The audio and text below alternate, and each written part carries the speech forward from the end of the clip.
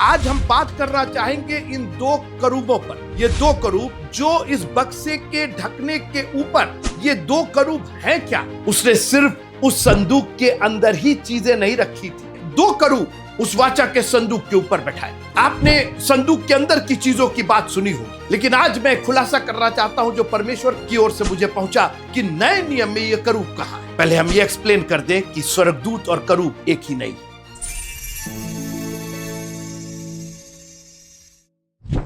जय मसीह की।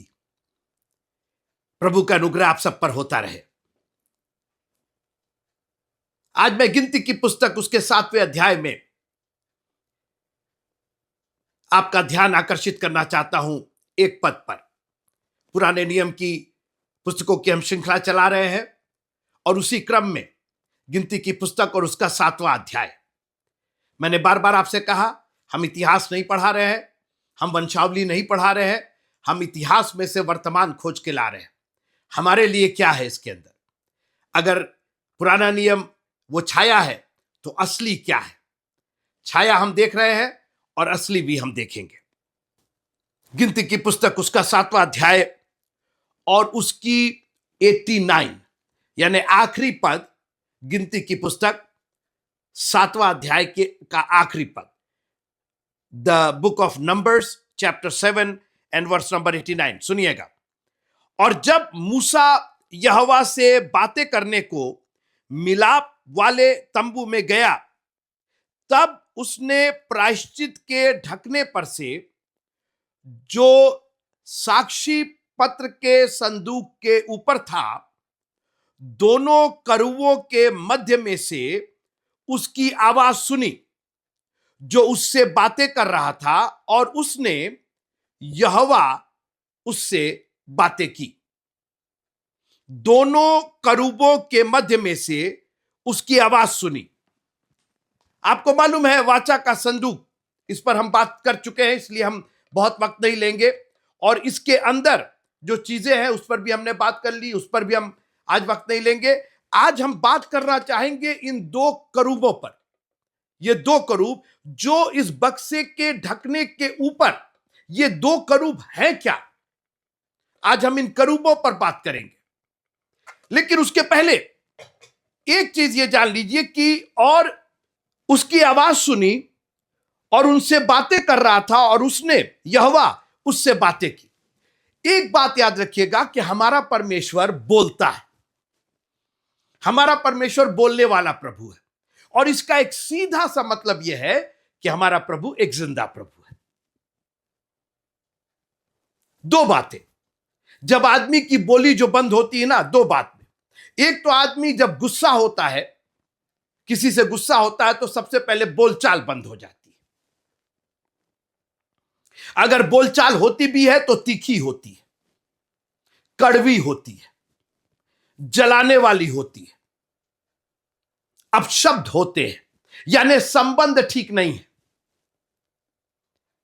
या तो बिल्कुल ही बातचीत बंद हो जाएगी, और अगर बातचीत बंद होगी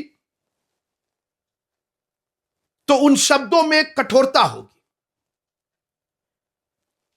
और फिर जब आदमी मर जाता है तो उसकी आवाज बंद हो जाती है। कई बार आंखें खुली रहती है, आवाज बंद हो जाती है। आंखों को कई बार बंद करना पड़ता है। हमारा प्रभु बोल रहा है, वो बोलता है, कहता है। उत्पत्ति की पुस्तक पहला अध्याय उसकी दूसरी है। तब परमेश्वर ने कहा, तब परमेश्वर ने कहा। हमारा प्रभु बोलने वाला, क्योंकि जिंदा प्रभु है।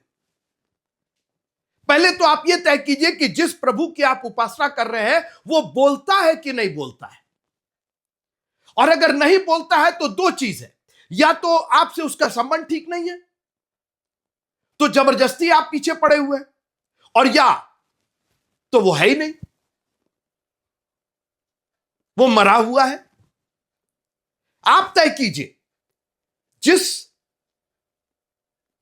अद्वैत की, जिस प्रभु परमेश्वर ईश्वर जिसकी भी आप उपासना कर रहे हैं, जिसको आप अपने से ऊपर मान रहे हैं, क्या वो आपसे बोल रहा है कि नहीं बोल रहा है, ये बताइए।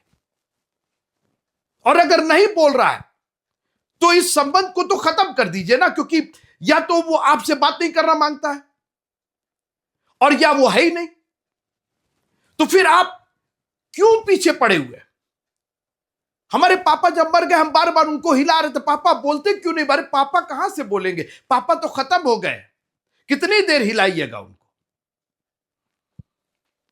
कितनी देर पुकारिएगा? बाल के जो नबी थे, बाल देवता के जो नबी थे, वो चिल्ला रहे, पुकार रहे। एलिया ने कहा भाई पुकारो, कहीं सो वो रहा होगा, क्योंकि जवाब नहीं मिल रहा था ना। हमारा प्रभु बोलने वाला प्रभु है। संकट के समय मुझे पुकारो, क्योंकि देखिए जो बोलता है वही सुनता भी है, और जो सुनता है वही बोलता है। संकट के समय मुझे पुकारो, मैं तुम्हारी सुन करके तुमको उत्तर दूंगा, मैं तुमको तुम्हारे संकट से छुड़ाऊंगा। यह है हमारा परमेश्वर। हम ऐसे प्रभु की उपासना करते हैं, और इसीलिए शैतान ने उसके कहने पर प्रश्न किया, क्या परमेश्वर ने कहा है?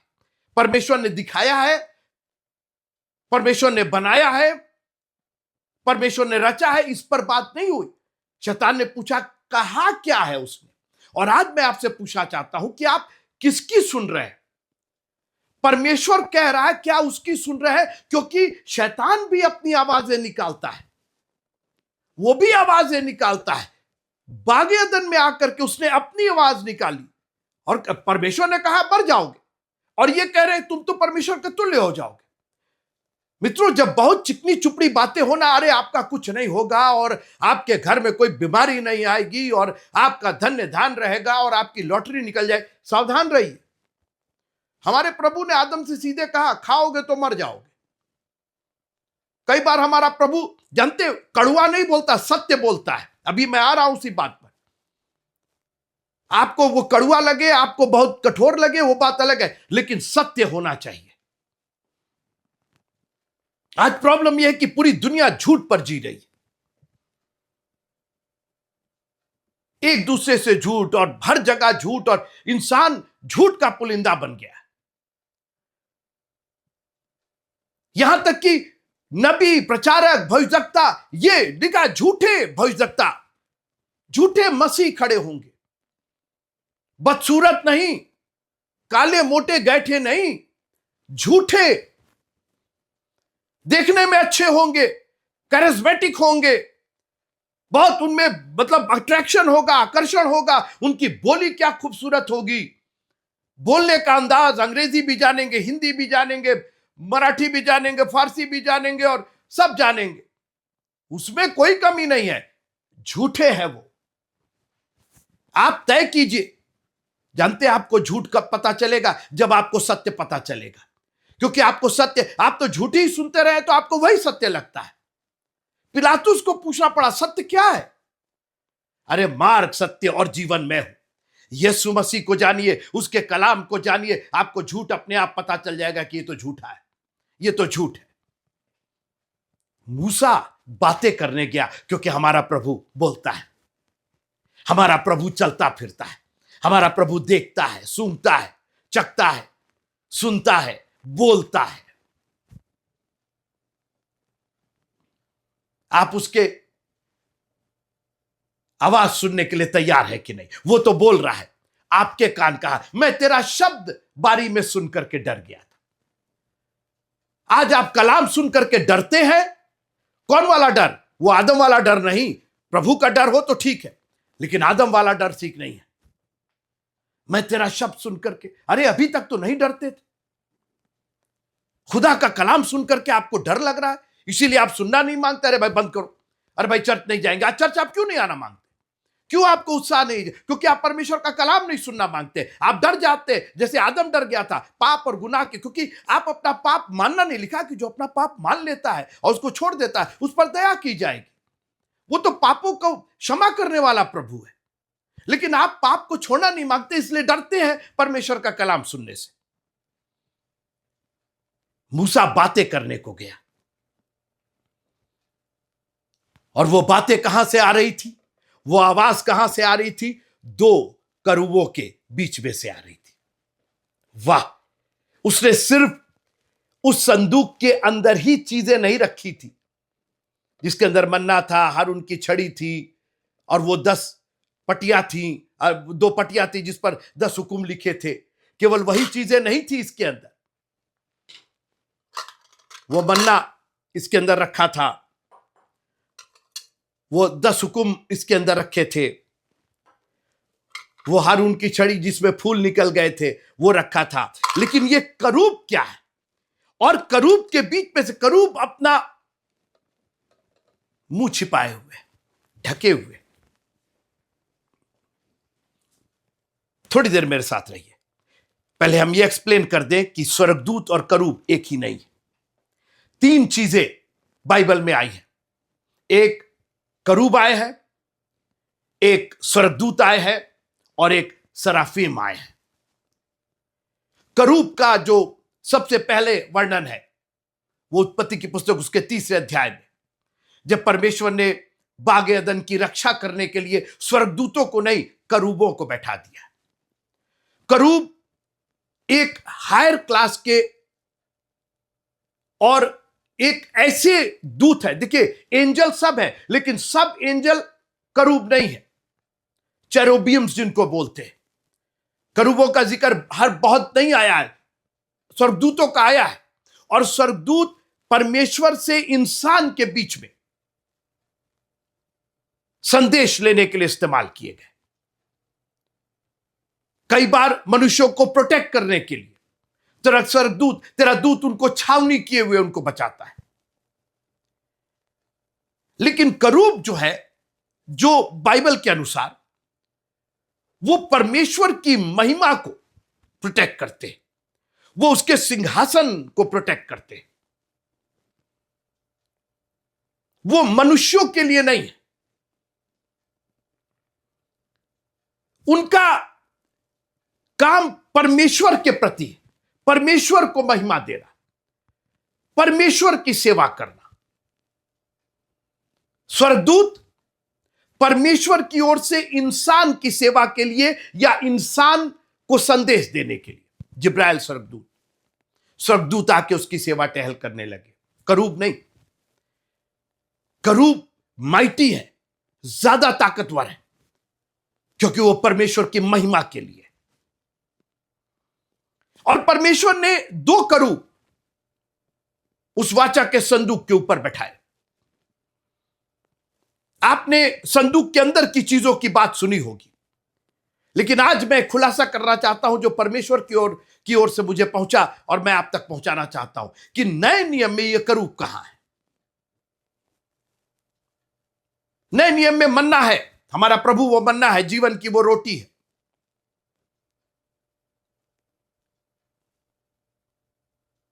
हमारा प्रभु वो 10 हुक्म है,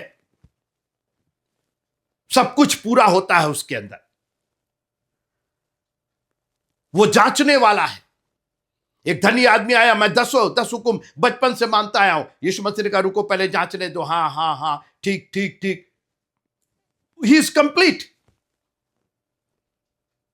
वो हारून की छड़ी जिसमें फूल निकल गए, वो हमारा प्रभु जो शारोन के गुलाब जैसा है, उसमें खुशबू है, उसमें सुगंध है, उसका नाम इत्र के समान है। लेकिन यह करूब क्या है जो इस ढकने के ऊपर है? ये नए नियम में हमें कहां दिखाई देते हैं? और जैसा मैंने कहा कि हमारा परमेश्वर बोलता है।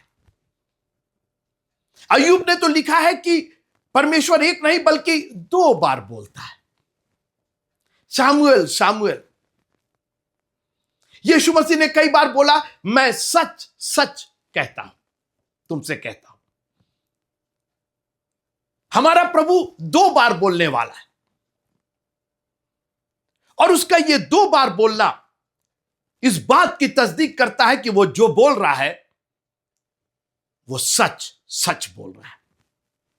देखिए, कोई भी बोली अगर सच नहीं है तो वो फिर बोली नहीं है। हम कुत्ते के समान भौंकने लगे तो हम कुत्ते थोड़ी हो जाए। कौवा के समान काव काव करने लगे तो, लेकिन कौवा अगर काव करे तो वो कौवा है, कुत्ता अगर भौंके तो वो कुत्ता है। बिल्ली म्याऊ करे तो वो बिल्ली है। मैं चाहता हूं कि आप थोड़ा गंभीरता से विचार करिए। यह परमेश्वर का कलाम जो मैं बोल रहा हूं, मैं सच्चाई बोल रहा हूं या अपने मन से? अरे वो पास्टर ने ये कहा और वो पास्टर ये बोलते हैं और उन पास्टर, अरे पास्टर का संदेश नहीं है, वो संदेश झूठा हो सकता है। जैसे मैंने कहा, बिल्ली म्याऊ करे तो वही बिल्ली है, वही सत्य है। अगर परमेश्वर नहीं बोल रहा है, परमेश्वर के कलाम में परमेश्वर नहीं है, अगर मैं अपनी ओर से कुछ बोल रहा हूं, वो झूठा है, हम बन करके बोल रहे हैं। अरे वो तो हमारा शत्रु तो फाड़ने वाले सिंह के समान, जबकि हमारा प्रभु यहूदा का सिंह है, और वो सिंह के समान वो इमिटेट करता है। और कई बार हमारे मनों में, हमारे दिमाग में अजीब अजीब आवाज, और हम सोचते प्रभु बोल रहा है। अरे आज हम सपना देखे कि ये हो रहा, वो हो रहा, प्रभु। एक मिनट, प्रभु के कलाम से आप मिलाप करेंगे कि नहीं करेंगे? यहोवा मूसा कहीं और किसी के पास नहीं गया। इतने इस्राएली थे, इतने लेवी थे, इतने याजक थे, सब कुछ थे। बोले नहीं, हमको तो बात कर रहा है तो हम प्रभु से बात करेंगे, यहोवा से बात करेंगे। फिर से सुनिए, और जब मूसा यहोवा से बातें करने को मिलाप वाले तंबू में गया। मैं आपसे पूछता हूं कि जब आप जाते हैं तो यहोवा से बात करने जाते हैं, कि वाइफ से बात करने जाते हैं, कि हस्बैंड से बात करने जाते हैं, कि बैंक से बात करने जाते हैं, कि साहूकार? आप बात किससे कर रहे हैं? क्योंकि बाकी तो सब की आवाज झूठी आवाज है मित्रों। उनके आश्वासन झूठे हैं, उनकी दोस्ती झूठी है। मूसा ने सबको छोड़ दिया, बोला हमको किसी से नहीं, I want to talk to God. And where would you talk to him? In the word of God. यहां से वो बोल रहा है, सुनिएगा।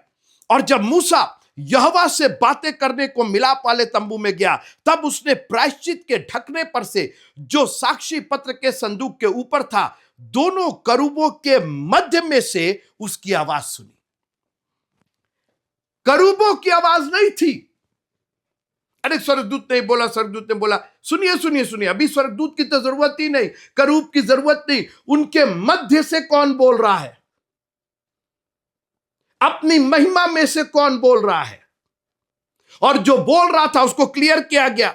मध्य में से उसकी आवाज सुनी जो उससे बातें कर रहा था, और उसने, यहोवा ने उससे बातें की। And God talk to Moses. Moses went to talk to God and God said, I'm going to talk to you. आप जब प्रभु से बात करने को आते हैं तो प्रभु भी आपसे बात करने को आता है। उड़ाऊ पुत्र जब लौट करके अपने पापा से बात करने गया तो उसके पापा ने भी उससे बात करने के लिए बाहर निकल के उससे बातें की, और उसकी बातें, पापा की बातें उसको बहुत चुमा, बहुत चुमा। पापा की बातें अनुग्रह की बातें, पापा की बातें सच्चाई की बातें।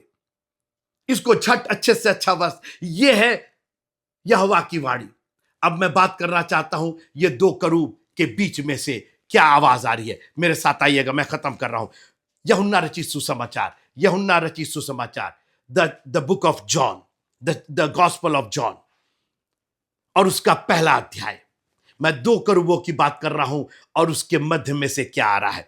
यूहन्ना की इंजील, उसका पहला अध्याय और उसकी 14वीं आयत, 14वीं आयत।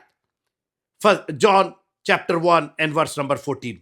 और वचन देहधारी हुआ। अब सुनिए, परमेश्वर अब देह से हो करके वचन देहधारी हुआ। और वचन कौन था? परमेश्वर था। देहधारी कौन था? यीशु मसीह। तो जो यीशु मसीह आए, जो हमसे और आपसे उसने बातें की, वो दो करूबों के बीच में से बात कर रहे थे, और वो दो करूब यहां पर दिखाई दे रहे हैं। और वचन देहधारी हुआ और अनुग्रह और सच्चाई से परिपूर्ण होकर, ये दो करूब और कुछ नहीं, अनुग्रह और सच्चाई, और इनके मध्य से परिपूर्ण। He was filled with grace and truth. क्योंकि अगर वो अनुग्रह के द्वारा नहीं आता, देखिए ये जो करूब थे ना, इनकी शक्लें नहीं दिख रही थी, इनकी शक्लें छिपी हुई थी। उसका जो परमेश्वर जो वचन देहधारी हुआ, अगर वो अनुग्रह लेकर के नहीं आता तो हमारे और आपके बीच में डेरा ही नहीं कर सकता था। उस अनुग्रह ने ही उस वचन को देहधारी किया, क्योंकि वो अग्निमय आग है हमारा परमेश्वर। उसको झाड़ी में से बात करनी पड़ी। मूसा से कहा तुम नहीं देख पाओगे मेरी शक्ल। And that's why we are saved by grace. हम अनुग्रह के द्वारा उद्धार पाए हुए लोग हैं। मेरा अनुग्रह ही तुम्हारे लिए काफी है। ये दो करूब उसने रखे हैं, क्योंकि वो उनके मध्य से, करूब नहीं बात कर रहे, उनके मध्य से अनुग्रह और सच्चाई से परिपूर्ण होकर उसने हमारे बीच में डेरा किया, और हमने उसकी ऐसी महिमा देखी जैसी पिता के एक लौते की महिमा। जो उससे बातें कर रहा था, मूसा से जो बातें कर रहा था, वो यहोवा था। और यहां पर यहोवा यीशु मसीह के रूप में हमसे और आपसे बातें करने आ गया। वचन देहधारी हुआ, और सच्चा तो होना ही था उसको। एक करूब तो सच्चाई थी ही थी, क्योंकि अगर परमेश्वर कुछ है तो वो सच्चा है। और इसीलिए मुझे दुनिया की किसी रिलेशन से, किसी दोस्ती से, किसी लोगों से कोई फर्क नहीं पड़ता, क्योंकि मुझे मालूम है कि उनकी बातों में सच्चाई है नहीं है, कोई फर्क नहीं। मुझे मालूम है मेरे पास एक सच्चा है। मेरा प्रभु अनुग्रहकारी और सच्चाई से परिपूर्ण प्रभु है।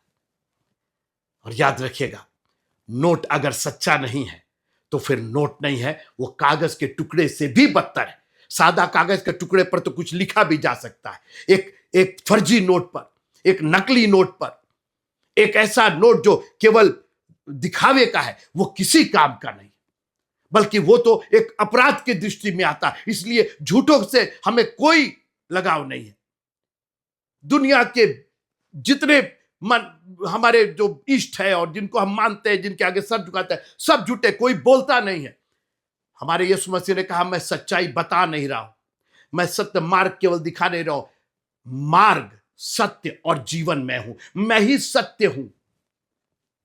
सत्य पर्सोनिफाई हुआ है मेरे जिस्म में। सत्य, जो सत्य था वो इस जिस्म में आ गया है।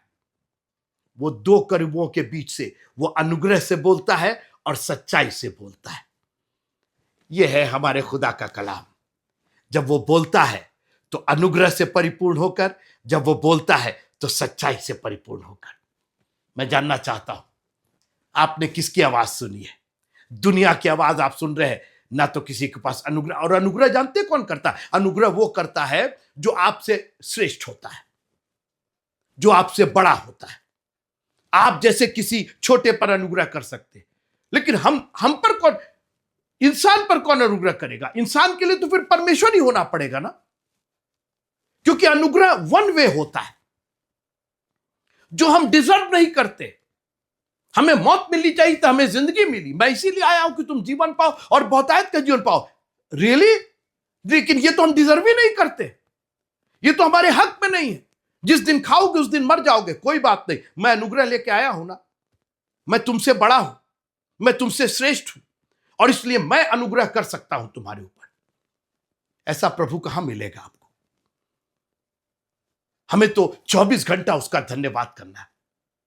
मैं हर समय यहोवा को धन्य कहूंगा और उसकी स्तुति निरंतर। क्यों उसको धन्य और उसकी स्तुति? क्योंकि हम अनुग्रह और सच्चाई से ढके हुए, उसने घेर रखा है, और उसने जो वचन कहे हैं वो सत्य है। आसमान और जमीन टल जाएंगे, कायनात बदल जाएगी, हमारे खुदा का कलाम नहीं बदलेगा।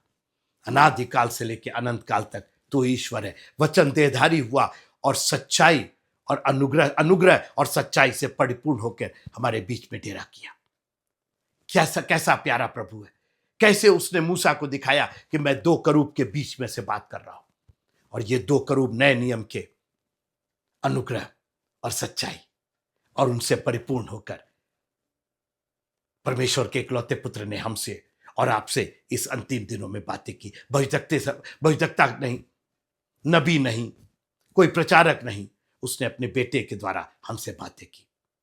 खुदावंद आप सबको बड़ी आशीष दे और आपको वो कान दे कि जब वो बोले तो आपको सुनाई दे, और वो समझ दे कि जब वो बोले तो आपको समझ में आए, और आप ये कह कि तेरा दास सुन रहा है।